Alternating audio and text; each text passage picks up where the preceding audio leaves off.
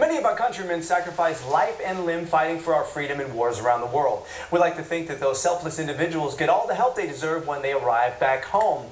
However, there is a staggering number of veterans who suffer mental and physical disabilities and who are denied work or living accommodations because of it, eventually winding up on the streets, homeless and alone.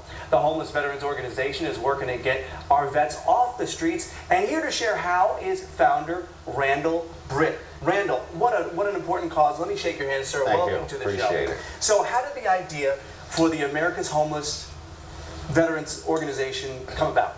It started with me seeing the evictions on television of the homeless camps down in Sacramento, not having an understanding of how they would get from where they are to where they wanted to be. I found myself downtown talking to a few of them. One thing led to another in the conversation, and talking to one of the people, I was thinking to myself that I wouldn't remember what they looked like, but he was holding a sign, which is what brought me to him, and I would not forget that.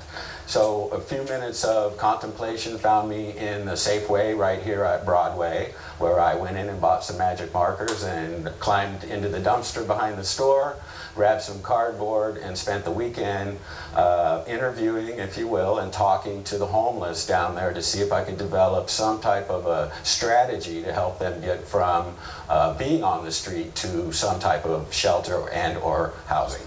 So what are the goals of the organization? The goals of the organization are to attain and sustain affordable housing for our homeless veterans. Right. It's very hard for them to get to resources, if you will, other things that they would need. So our goal is to find those homes that are available. In the past, we've matched landlords who have properties that they would like to rent out, and so we have matched the need with the landlord. So other than homes being needed to be provided for these homeless vets, what other resources are lacking in the veteran community?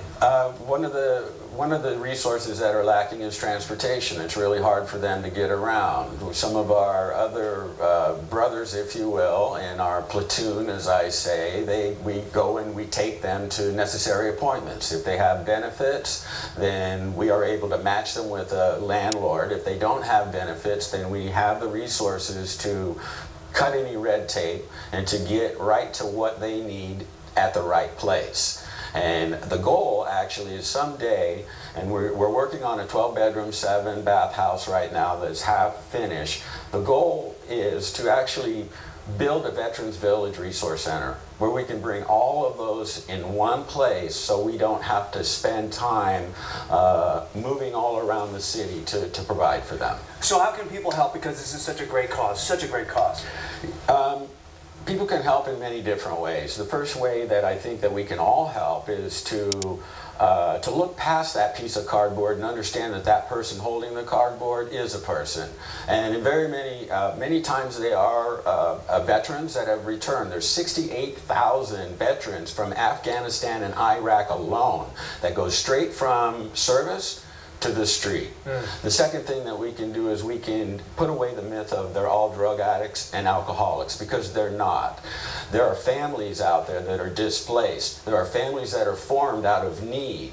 So they're not just drug addicts, they're not just alcoholics, they're just regular people that are down on their luck. All right, Randall, it's cardboardconcepts.org is the website to check out. And thank you so much for doing what you're doing. Thanks for joining us. And thank you for joining us right here on Sac & Co. That's right. We'll see you tomorrow. To get my $1 million. Oh, you know what?